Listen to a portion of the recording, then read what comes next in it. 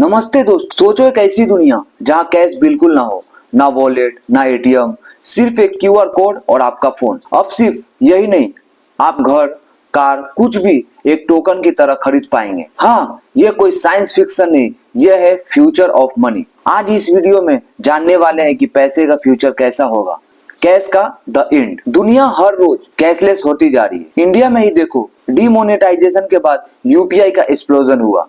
आज हर किराने की दुकान, ऑटो रिक्शा, सब जगह क्यूआर कोड लगा होता है। स्वीडन जैसे कंट्री में कैश यूसेज ऑलमोस्ट जीरो हो गया है। और गेस करो, वर्ल्ड बैंक के प्रेडिक्शन के मुताबिक 2030 तक 80% ट्रांजैक्शन कैशलेस होगा। लेकिन ये सिर्फ शुरुआत है। सेकेंड, डिजिटल करेंसी, सरकार का अपना क्रिप्टो।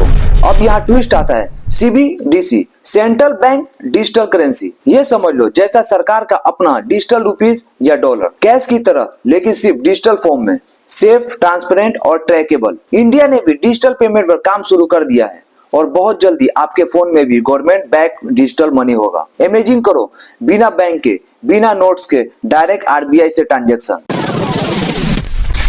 थर्ड, क्रिप्टो और डेफी रेवुलेशन। लेकिन डिजिटल मनी सिर्फ सरकार तक लिमिटेड नहीं है। क्रिप्टो करेंसी जैसे बिटकॉइन, इथेरियम एक डिसेंट्रलाइज अल्टरनेटिव बन गया है। और यहाँ इंटर होता है डेफी, डिसेंट्रलाइज फाइनेंस, मतलब लोन लेना, इन्वेस्ट करना, ट्रेड करना बिना बैंक के, सिर्फ एक स्मार्टफोन और crypto wallet. Because crypto is highly volatile और फ्रॉड भी बहुत होता है, इसलिए सही नॉलेज लेना, रेगुलेशन का वेट करना इम्पोर्टेंस है। फोर्थ, प्रोग्रामेबल मनी और स्मार्ट कॉन्ट्रैक्ट। अब अगली चीज जो गेम चेंजर होने वाली है वो है प्रोग्रामेबल मनी। आप सोच रहे होंगे ये क्या होता है?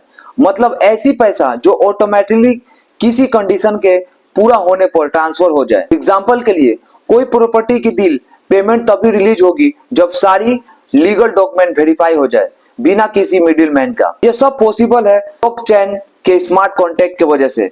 इट्स ऑटोमेटिक, ट्रांसपेरेंट और करप्शन फ्री।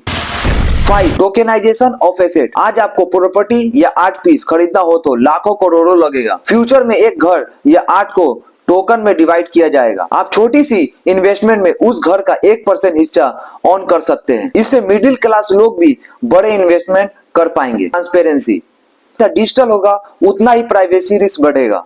गवर्नमेंट और हर ट्रांजैक्शन को ट्रैक कर सकती है, इसलिए अगले कुछ सालों में प्राइवेसी फोकस्ड डिजिटल सॉल्यूशन जैसे एनोनिमस ट्रांजैक्शन और वैलेट भी पॉपुलर होंगे।